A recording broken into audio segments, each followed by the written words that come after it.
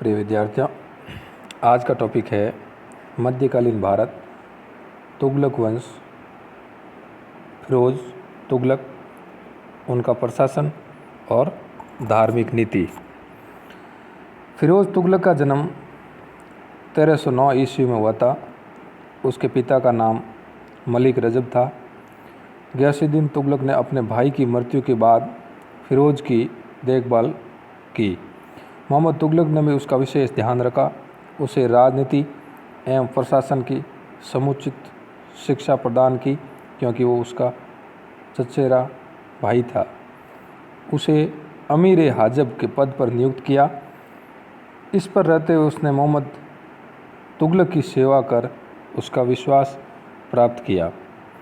उलेमा के सहयोग से 22 मार्च सन 1351 में ठट्टा में ही फिरोज का राज्याभिषेक संपन्न हुआ। खुदा बंदाजादा ने भी यह निर्णय स्वीकार किया। इस प्रकार फिरोज तुगलक अकुशल, ढीले प्रशासन, कमज़ोर विदेश नीति, दोषपूर्ण सैनिक संगठन के दुष्प्रभावों के परिणाम स्वरूप सल्तनत का तेजी के पतन और विघटन का कारण बना। मोहम्मद तुगलक के प्रशासन काल में जो दिल्ली प्रशासन सल्तनत से अलग हो गए थे, उन्हें पुनर्जीवित करने का या पुनर्विजित करने का प्रयास फिरोज तुगलक ने नहीं किया। प्रशासन के मामले में फिरोज का दृष्टिकोण सस्ती लोकप्रियता अर्जित करना था। उसने मोहम्मद तुगलक द्वारा प्रदत्त समस्त तकाबी जो उस समय के ऋण थे, यानी जो किसानों को, लोगों को कर दिए गए थे, उनको माफ़ कर दिया। दंड संहिता को संशोधित करके दंडों को अधिक मानवीय बनाया तथा सुल्तान को भेंट देने की प्रथा को समाप्त कर दिया। उसने कर प्रणाली को धार्मिक या मजहबी स्वरूप प्रदान कर दिया, क्योंकि वो उलेमा के बहुत ही प्रभाव में थे। जैसे उनके उलेमा यानी जो धार्मिक नेता कहते थे, वो वैसा ही करता था। कम से कम 23 प्रचलित करों को समाप्त करके इस्लामी शरीयत कानून द्वारा अनुमत प्राप्त केवल 4 कर आरोपित किए, जो इस प्रकार है: जजिया, ज़कात, खमस, खराज। जजिया हिंदुओं से लिया जाता था। ज़कात मुसलमानों से कुल आय का 2.5% लिया जाता था। और खराज किसान कर था। खमस लूट का कर था, यानी सैनिकों को खुली छूट थी, वो अपने आस पड़ोस के राजाओं पर या शासकों पर आक्रमण करे, धन को लूट ले और सैनिक 80% बांट ले, 20% राजकोष में जमा करवा दे। इस प्रकार ये 4 कर उसने आरोपित किए। और जजिया हिंदुओं से लिया जाने वाला धार्मिक कर था, बहुत ही अधिक मात्रा में लिया जाता था। और खराज कृषि कर था, और ये 50% से अधिक लिया जाता था। अपने मजहबी उत्साह या धार्मिक निष्ठा का प्रदर्शन करने के लिए उसने ब्राह्मणों पर भी जजिया कर लगाया था, क्योंकि वो उलेमा द्वारा प्रभावित था। नर प्रणाली के निर्माण के बाद उसने उलेमा की स्वीकृति के बाद सुर्स नामक एक सिंचाई कर लगाया, जो भूमि की उपज का 10% होता था। इस प्रकार उन्होंने 5 प्रमुख नहरें बनाई, जो 19वीं शताब्दी तक बहुत ही बड़े विशाल जाल के रूप में अभी भी विद्वान है। पहली नहर यमुना नदी से हिसार तक 150 मील लंबी अलूखगनी नहर। दूसरी सतलज से घग्गर तक 96 मील लंबी रजबा नहर। तीसरी सिरमौर से हांसी तक की नहर। चौथी घग्गर से फिरोजाबाद तक की नहर। 5वीं यमुना से फिरोजाबाद तक की नहर। इस प्रकार उन्होंने नहर प्रणाली को और विकसित किया। उसने नियंत्रणाधीन फलों के लिए 1200 बाग लगाए। उसने सरकारी पदों या सैनिक असैनिक पदों को वंशानुगत बना दिया। अधिकतर सैनिकों को वेतन के बदले जागीर देने की प्रथा को पुनर्जीवित किया। फिरोज तुगलक ने साम्राज्य के विस्तार के लिए कोई भी सैनिक अभियान अपने जीवन में नहीं किया। उनके द्वारा स्थापित 3 प्रमुख प्रसिद्ध नगर है जो इस प्रकार है: हिसार, फिरोजाबाद, जौनपुर, और चौथा एक और भी ज्ञात होता है जो अपने नाम पे स्थापित किया था, वो है फिरोजाबाद, दिल्ली के निकट। जौनपुर की स्थापना उसने अपने बड़े भाई जौना खां यानी मोहम्मद तुगलक का नाम था ये, उनके नाम और उनकी स्मृति में जौनपुर की स्थापना की, जिसको हम सिराज हिंद भी कहते हैं। फिरोज ने सिक्कों पर अपने नाम के साथ अपने पुत्र अथवा उत्तराधिकारी फतेह खां का नाम भी अंकित करवाया। इस प्रकार प्रथम वह भारत का प्रथम सुल्तान है जिनके सिक्कों के साथ फतेह खां या खलीफा का नायब भी नाम खुदवाया। इस प्रकार धार्मिक वर्ग से प्रशंसा प्राप्त करने के लिए उसने जगन्नाथ मंदिर को हानि पहुंचाई। ज्वालामुखी मंदिर से संस्कृत के कुछ पुराने दस्तावेज दिल्ली लाया। मोहम्मद बिन तुगलक के खोए हुए प्रदेशों को वापस लाने के उद्देश्य से फिरोज ने बंगाल तथा सिंध पर सैनिक अभियान किया, लेकिन वो असफल रहा। पर कांगड़ा के दुर्ग पर भी अधिकार किया, किंतु उसे वहाँ भी सफलता आक्रमण किया, किंतु उसे वहाँ पर भी सफलता नहीं मिली। इस प्रकार एक प्रसिद्ध विद्वान अफीफ के अनुसार सल्तनत के इतिहास में सिंध का अभियान सर्वाधिक कुव्यवस्थित सैनिक अभियान था फिरोज तुगलक का।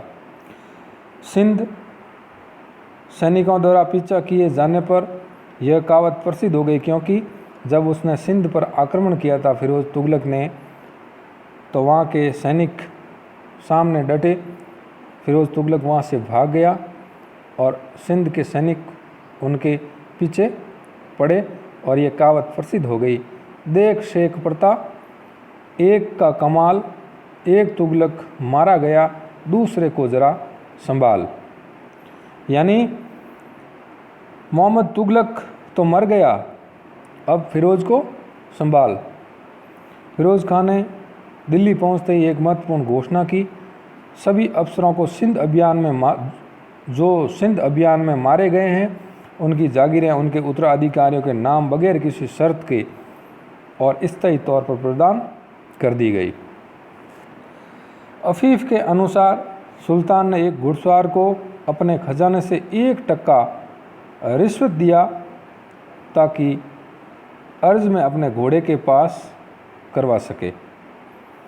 ख्वाजा हिसामुद्दीन के एक अनुमान के अनुसार फिरोज सरकार की वार्षिक आय 6 करोड़ 75 लाख टका थी, जबकि अकेले उसके सेना मंत्री वशीर, जिसे अपना प्रारंभिक तौर सुल्तान के एक दास के रूप में प्रारंभ किया था, के पास 13 करोड़ टका धन दौलत थी। यानी उससे डबल, यानी फिरोज तुगलक से भी डबल 2 गुनी उसके सेना मंत्री के पास थे। यह उसकी रिश्वत का परिणाम था। सुल्तान पहला सल्तनतकाली शासक था जिसने राज्य की आमदनी का ब्यौरा तैयार करवाया।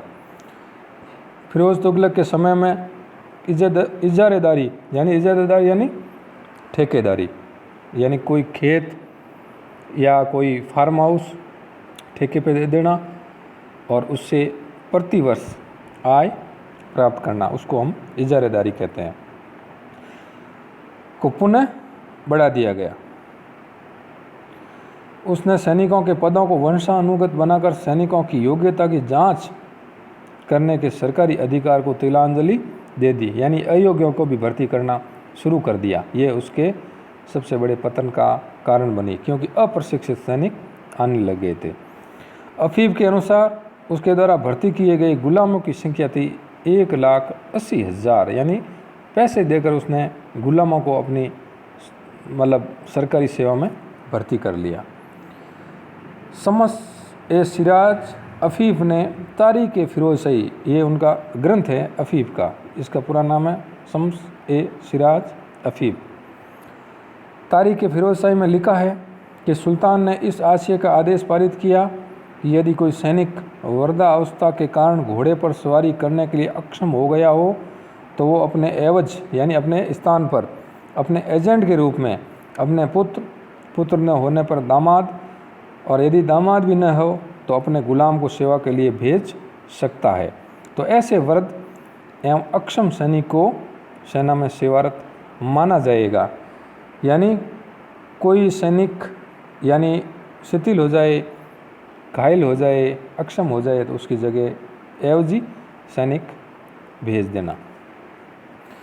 फिरोज द्वारा लिखित फुतुहात-ए-फ़िरोज़शाही, यानी ये फिरोज़ ने अपनी आत्मकथा लिखी थी फुतुहात-ए-फ़िरोज़शाही में लिखा है कि जब कोई पदासीन या शासकीय सेवारत व्यक्ति मर जाता है तो उसका पद और तत्संबंधी वेतन भत्ते उसके पुत्र को प्रदान किए जाते हैं और उसके पुत्र को प्रतिष्ठा में किसी प्रकार की कोई कटौती नहीं की जाती है। इस काल में भवन निर्माण को काफ़ी प्रोत्साहित मिला। प्रशासन की सबसे अधिक महत्वपूर्ण उपलब्धि हांसी तथा सिरसा के क्षेत्रों में पानी की कमी को दूर करने के लिए नहरों की खुदाई थी। एक नहर सतलज नदी से दीपालपुर के पास तथा दूसरी यमुना से सिरमौर के पास खुदाई गई। यद्यपि इनके पानी से शाही महल की आवश्यकता पूरी की गई, तथापि नहरों से 180 मील पूर्व पंजाब के प्रदेश को सिंचित किया गया। आज हमारे वर्तमान भारत में पंजाब में सबसे अधिक नहरों का जाल है। फिरोज ने एक रोजगार दफ्तर स्थापित किया जो बेकार व्यक्तियों को कार्य दिलाता था। उसके इस विभाग को दीवान-ए-खैरात नामक दिया गया जो मुसलमान अनाथ स्त्रियों और विधवाओं को आर्थिक सहायता देता था। दिल्ली के सुल्तानों में फिरोज पहला सुल्तान था जिसने इस्लाम के कानून और उलेमा वर्ग को राज्य के प्रशासन में प्रदान की। इससे पहले इतनी किसी ने नहीं दी थी। उसकी धार्मिक नीति धर्मांधता और असहिष्णुता की रही है। Doctor R.C. मजूमदार के अनुसार फिरोज इस युग का सबसे महान धर्मांध और इस क्षेत्र में सिकंदर तथा औरंगजेब का अग्रज था, यानी औरंगजेब का बड़ा भाई सिद्ध हुआ। फिरोज ने अपने को खलीफा का नायब पुकारा, अपने सिक्कों पर खलीफा का नाम अंकित करवाया, लेकिन हेनरी इलियट और एल्फिस्ट ने फिरोज को सल्तनत युद्ध का अकबर कहा। इस प्रकार वह प्रथम सुल्तान था जिसने विजयों और युद्धों की तुलना में अपनी प्रजा की भौतिक उन्नति को श्रेष्ठ स्थान दिया और उलेमा वर्ग से अपने राज्य को संचालित किया, शासक के कर्तव्यों को विस्तृत किया तथा इस्लाम धर्म को राज्य शासन का आधार बनाया। फिरोज तुगलक ने शस्कानी, जो 6 जितल का एक सिक्का होता था, वो चलाया। अफ़ीफ़ के अनुसार सुल्तान ने अद्दा एवं बिक नामक तांबा एवं चांदी निर्मित सिक्का चलाया। यानी अद्दा यानी वो तांबे का था, बिक चांदी का था। फिरोज को इतिहास एवं चिकित्सा शास्त्र में रुचि थी। संस्कृत में लिखे गए ग्रंथों का उसने फारसी में अनुवाद करवाया। फिरोज को मध्यकालीन भारत का पहला कल्याणकारी निरंकुश शासक कहा जाता है, ऐसा मुस्लिम लेखकों का मानना है। इस प्रकार फिरोज तुगलक अपने जीवन काल में नए नए प्रयोग करता था और प्रसिद्ध इतिहासकार बरनी उसका दरबारी था। उसने तारीख़-ए-फ़िरोज़शाही तथा फतवा-ए-जहांदारी नामक प्रसिद्ध ग्रंथ लिखे। इस प्रकार सितंबर सन 1388 में फिरोज तुगलक की मृत्यु हो गई और तुगलक वंश लगभग समाप्ति की ओर था, क्योंकि उसके बाद के शासक सभी अयोग्य थे। इस प्रकार फिरोज तुगलक के उत्तराधिकारी उसका पुत्र तुगलक शाह था, जो गयासुद्दीन तुगलक द्वितीय के नाम से गद्दी पर बैठा। उसने राज्यारोहण के 2 वर्ष की बेहतरी व षड्यंत्रों का शिकार हो गया। इस प्रकार अगले 5 वर्षों के दौरान 3 शासक अबू बकर, मोहम्मद शाह, अलाउद्दीन सिकंदर शाही गद्दी पर बैठे। इसके बाद नासिरुद्दीन मोहम्मद 1394 से 1412 ईस्वी तक गद्दी पर बैठा था, सिंहासनरूढ़ हुआ था, जो तुगलक वंश का अंतिम शासक था। सुल्तान नासिरुद्दीन के शासनकाल में मध्य एशिया के महान, जिसको मुस्लिम शासकों द्वारा बताया गया है, मंगोल सेनानायक, जिसको तैमूर लंग कहते हैं, जो पैर से लंगड़ा था, उसने 1398 में भारत पर आक्रमण किया। भारत को उसने लूटा। तैमूर का आक्रमण तुगलक वंश, दिल्ली सल्तनत दोनों के लिए मरणांतक आघात सिद्ध हुआ। नासिरुद्दीन मोहम्मद की मृत्यु से पूर्व लोग व्यंग्यपूर्ण कहा करते थे कि शहंशाह की सल्तनत दिल्ली से पालम तक फैली हुई है। दिल्ली सल्तनत के इतिहास में तुगलक वंश का साम्राज्य भारत में सबसे अधिक विस्तृत था, यानी सन 1320 से 1414 ईस्वी तक इनका शासन काल था, लगभग 94 वर्ष।